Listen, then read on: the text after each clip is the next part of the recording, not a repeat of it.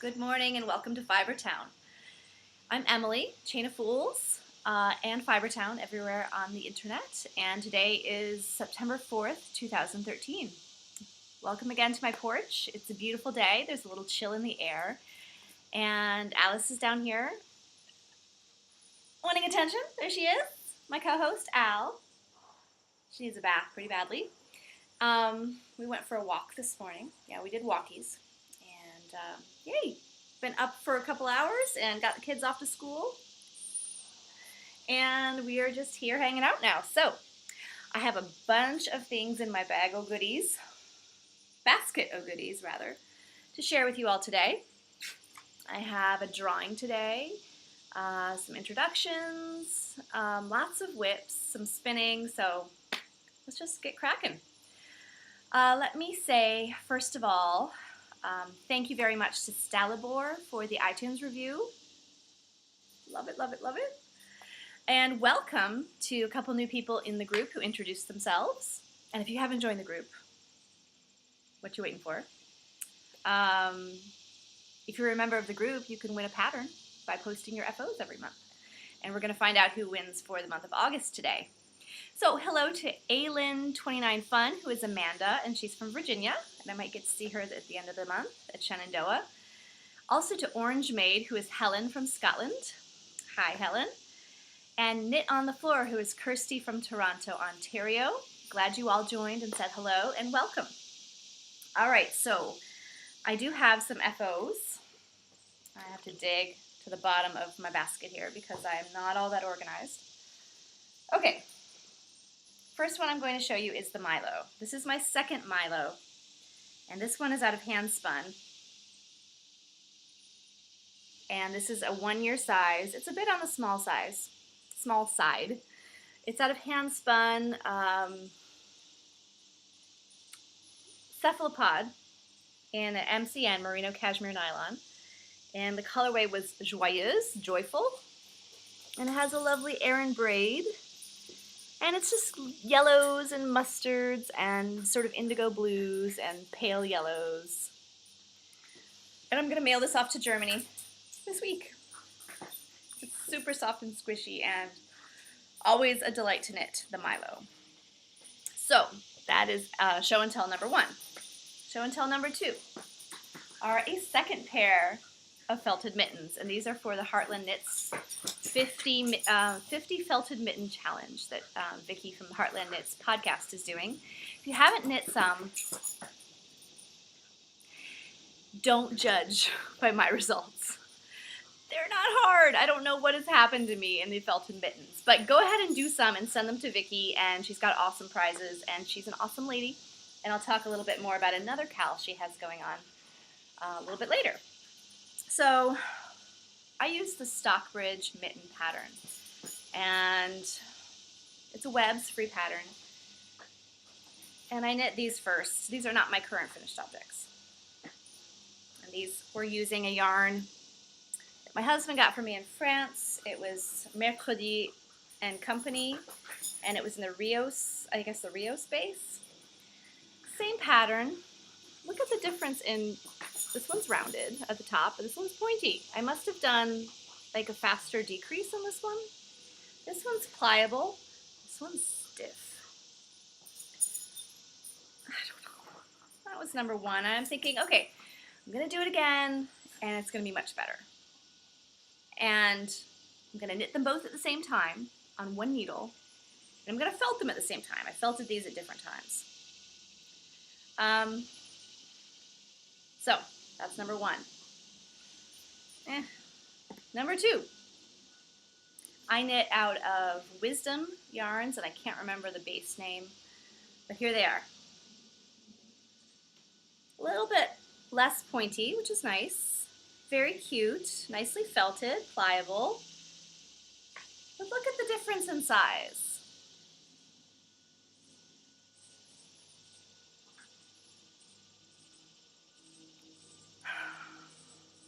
I hope I really hesitate sending these to Vicki because they fit me. They'll fit my daughter. I'm hoping there's some man in the homeless shelter with very small hands, basically. I'm sending them anyway. Somebody will benefit, right? They're supposed to be men's size. I don't know what happened. I'm done now. I can't knit anymore. Felted mittens. Who knows what would happen the third time. Maybe it would be the charm, but probably not. Anyway, they're very cute. So I do hope that maybe there's a little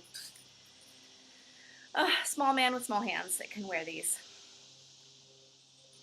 What's really interesting about that yarn is how it looks in the ball. And this is one of those nests of yarns that you can pull from the middle easily or the outside. I pulled from the outside, and look, it's like a star. I've never seen one like this. It was super interesting. So, have you seen one like this? Anyway, those are my show and tells. Oh, let's do the drawing. Meant to do that right off the bat. Okie doke. So this is for the August FOs thread. Beautiful stuff in there. And we had 143 entries. Mine was number 1. So I have on my random number generator 2 to 143. I generated, and the number is 52. So let me take a look and see who 52 could be.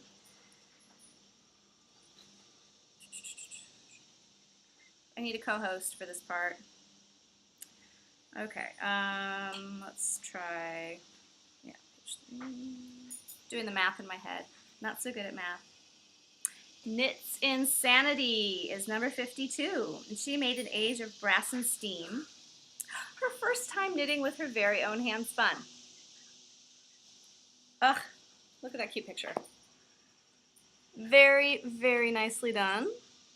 You are number 52, so get in touch with me, Knits Insanity. What's your first name here? Catherine from the UK. Let me know which pattern you would like, and I will send it your way. Could be up to $7 worth. Okie doke. Let's talk whips, shall we? Whips, whips, whips. I got my Old Town out because really, I need to finish that thing. If I just buckled down, I could do it in under a week. And in fact, yesterday I knit 3.5 repeats on it, which is almost 2 inches worth. So it really looks no different, but I measured it. I measured each repeat, which is 4 rows, and calculated how much more I need to knit to get 17 inches from this part to the end, and then I'll start the ribbing. Oh, and I'm in the middle of a row. So, yay! I need to do maybe 6 more repeats, and then, which would be 3 inches. I could do that today. And then I have to do the ribbing. I could do that in one day. I could have this done by the end of the day tomorrow if I buckle down and focus on it, and I'm monogamous with it. So this is, I can't try it on because I'm in the middle of a row, but this is the Old Town by Carol Sunday. It's a contiguous set-in sleeve awesomeness. There's the short rows you do to make the sleeve and the shoulder. It's got a lace panel, feather and fan, and it's knit out of Blue Moon BFL Sport, Blueface Leicester Sport, and I can't remember the color name. I need to go back and look it up. But it's just a lovely gray. It is a semi-solid. You can tell there's a bit of variation, but you do not need to alternate skeins. You just don't. It's not like a hand paint. So, shall I give myself a deadline? Next week this will be done? Okay, it's going to be done next week. Famous last words. I hope not. So, that is work in progress and hopefully show and tell next week. And then in this bag, with a shoelace drawstring, I have my second pair of Herbaceous socks. And if you got the Herbaceous socks for free, I need to tell you something. An astute knitter found my mistakes that I must have inserted after my test knitters had gone through the pattern, because it was good. So as I was finishing up and editing the final document, final PDF, I must have made these boo-boos. It was two charting errors, so they are fixed. However, for some reason on Ravelry, if you downloaded a pattern for free and then it becomes a paid-for pattern, only the people who have paid for the pattern are able to access the new PDFs, the updates, basically. It won't even say on your library, update available. I don't know why. So, I have put a link on the pattern page to my blog. It's www.fibertown, Fibertown with an R-E, fibertown.blogspot.com. And the charts are fixed there on this link. The written portion is correct. It was just the two single row charts that had errors in them. So, again, my fault. Thank you, astute knitter, for catching my mistakes. And I do hope that if you downloaded it for free, you go and find the errata, because I really have no way of notifying you, which stinks. So, where else did I put that? The errata. I did put the errata also in, what's it called? The knit along thread, the HAL thread. So go take a look there also. All right, so I cast on a second pair of these in Shalimar Zoe Sock, and this is not showing up at all. It's much more coppery in real life. Maybe if I bring it back here.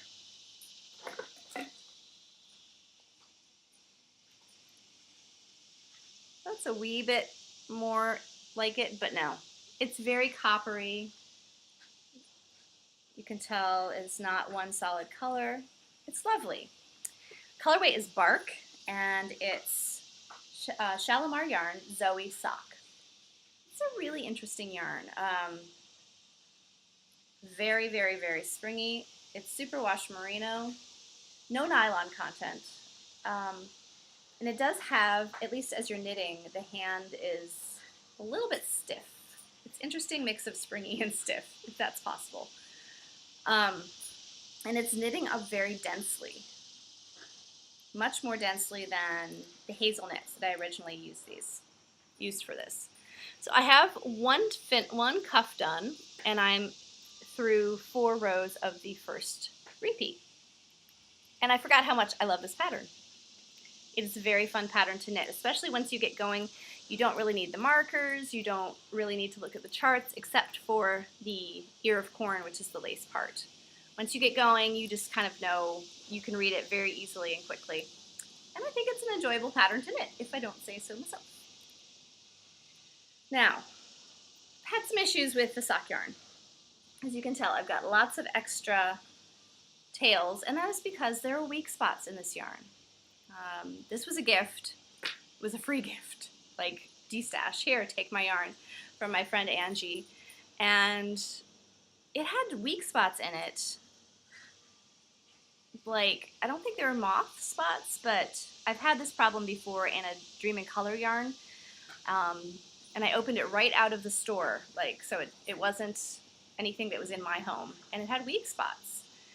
And just from experience, I know that you don't want to knit those into your socks, because I've done it. I knit a pair of opal socks, and I ignored the weak spots, thinking, it's a strong yarn. And the very first place to get a hole was where I knit that weak spot. So I've cut the yarn. I'm going to have extra ends to weave in, but actually there were 2 weak spots so far. I didn't notice them when I was winding it. So I hope that's it. So these go fast. They're not complicated, really, even though they might look it. The only thing that might need some getting used to is the ear of corn stitch. If there's enough interest in me doing like a video tutorial and posting here, I can totally do that. It's very easy once you master it. Once you do it once or twice, you don't even need to look at the pattern. So, herbaceous socks, number 2. I have added a larger size that's a cast on of 68 stitches to the paid for pattern. So if that interests you, take a look at that. So I have a 64 cast on and a 68 cast on. So if that sounds like it would fit you, then take a look. Okay, I have a second pair of socks going. And I'm not sure where these are leading yet, but I have another design in my head, and really so far it's just cuff. So these are going to be out of, and I don't know if they're going to work out or not. We shall see. I'm looking for a sock pattern that would lend itself more to variegated. So this is Blue Moon Socks That Rock Lightweight in the Water Lilies colorway. And so far it's pooling. Colors are pooling together. I've got all the pinks here, I've got greens here, purples that are mixing with oranges. I used about 10 grams of this skein to warp a scarf that I did. There's tons left over. So I have about 80 grams. I can definitely get a pair of socks out of that. So I'm going to knit until, it stop at 40 grams basically, and hopefully it'll work out and I'll get a second sock out of it and possibly a pattern. Blue Moon is so squishy and nice. It's kind of similar to hazelnuts in my opinion. Let's see. Old Town, my 2 socks. Oh, my other work in progress is my son's sweater. And I've knit a sleeve on this. I finished it. And I want to finish my Old Town before I go any farther on this. I cast on the wrong amount of stitches. I think I was supposed to cast on 36 for the cuff, and I cast on 30. Now, I did knit up to the correct size, so, it fits everywhere. It fits everywhere, but I'm concerned that this is going to get too tight too soon. So what I'm going to do is knit the body next. I'll try this back on. Then the second sleeve, decide if I'm going to rip it or not. I don't know. Also, I'm not crazy about this right here. It looks good, but I don't love the design. And I chose this design when I thought I was going to do hedgehogs, so I wanted something very subtle here because there was going to be a lot of business up here. And now I'm thinking something more interesting would be good. Maybe some snowflakes. So I might have to knit the sleeve a third time. I might have enough sleeves for an octopus child when I'm done. So, wish me luck. Oh, we've got a plane going over. Get my spinning.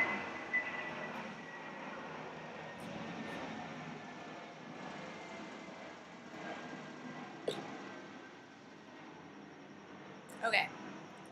Too bad I don't have Alice to do some cuteness while we wait for the plane to go.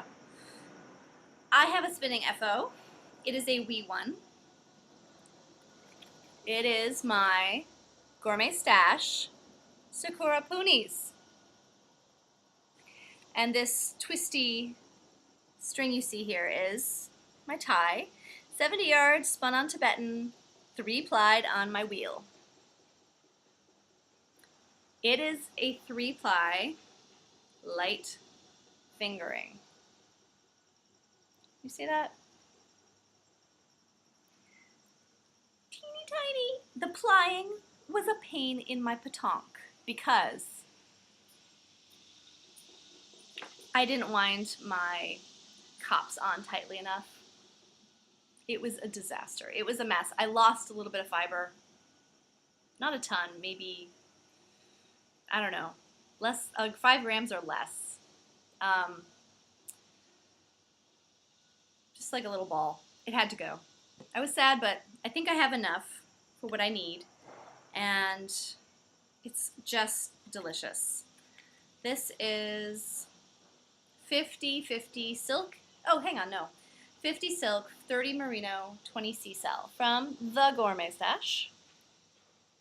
And it's got a shine from the sea cell and the silk, and I'm very happy with it. Plying notwithstanding, and that was my fault because I did not wind my cops tightly, and they blew up. So I was actually plying with them on a basket. In the basket, I had to put it in my lap so that I could manage the cops as I plied. I needed a massage afterwards from all the tension in my shoulders. Anyway, I have my next little batch. Oh, I forgot to bring my other cop. I already have one cop of this colorway done, and this is Sweet Sister.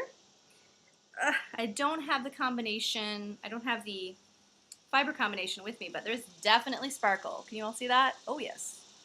Oh yes, oh yes. So this is my second cop. I just have one more puni to put on this cop, and then I'll start my third and final cop of this colorway. So very possibly I'll be done with this colorway next week. That is not a promise though. And I spun this one on my Golding.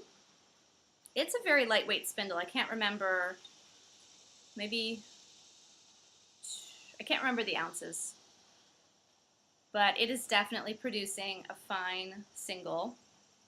Maybe not as fine as my supported spindle. Yeah, it's definitely thicker than my supported spindle, but that's okay. My plan with these is to spin all of the Gourmet Stash that I have on spindles. I'll probably do at least one colorway on my wheel. And then to knit them all into the Albers cowl, which I showed you all last week, which is just a riot of colors. So I'm getting tons of colors, and I'm going to have a neutral in there as well. So, yay, I should have a nice new Gourmet Stash purchase after Shenandoah. So, that's it for spindle spinning. For my wheel, my ladybug, Fiona, I have one bobbin's worth. And if I ever get a second wheel, I'm going to name her Khaleesi, after the mother of dragons on Game of Thrones. Isn't that a good name for a wheel? Khaleesi. Someday. All right, so this is 4 ounces of Finn. Smells like lanolin. This is from Finnegan's Flock.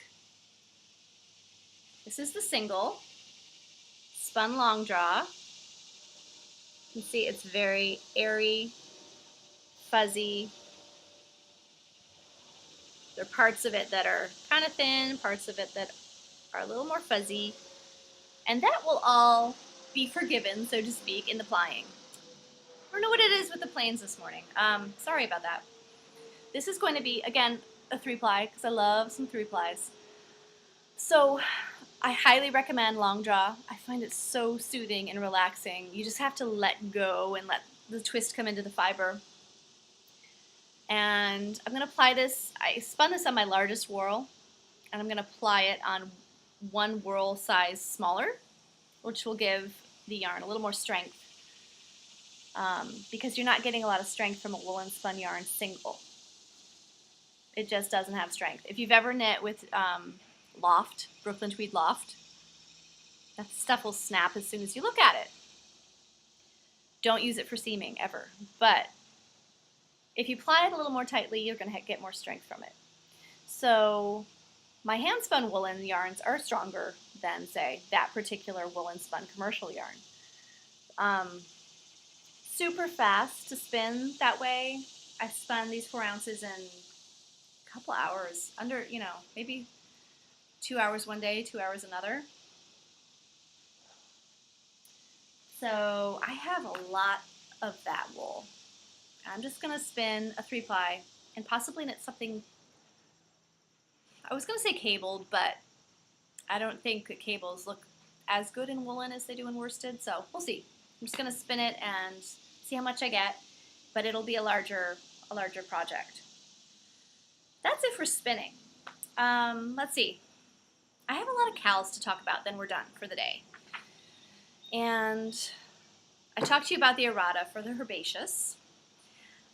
If you are knitting the herbaceous with another podcaster's yarn, say Highland Handmaids, Mustache Sheep, who's the other one I just had?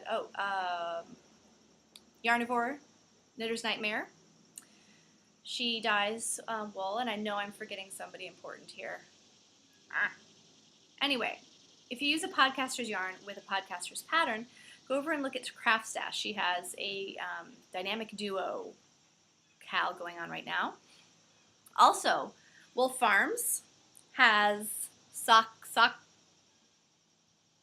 oh gosh, what's the name of it? It's a soccer knit along. It's like basically socks, not soccer, the sport. And yes, I am wearing my Fuji pin. Hi, Fuji. Hope you're feeling well. Fuji is fighting like a girl. She has lymphoma and she's under treatment, and it's going well, so that's great. So yeah, so you can enter your socks in Wolf Farms, Cal, Craft Stash, potentially. And then we have Teal Timber. And if you are knitting teal herbaceous socks, or anything teal for that matter, you could enter it in, I believe at least 3 podcasters are doing Teal Timber, and that's Heartland Knits, Knit Nerd, and The Knitting Den. So check out those podcasts and those cals. And Teal Timber is for ovarian cancer awareness, which teal being the color of ovarian cancer awareness.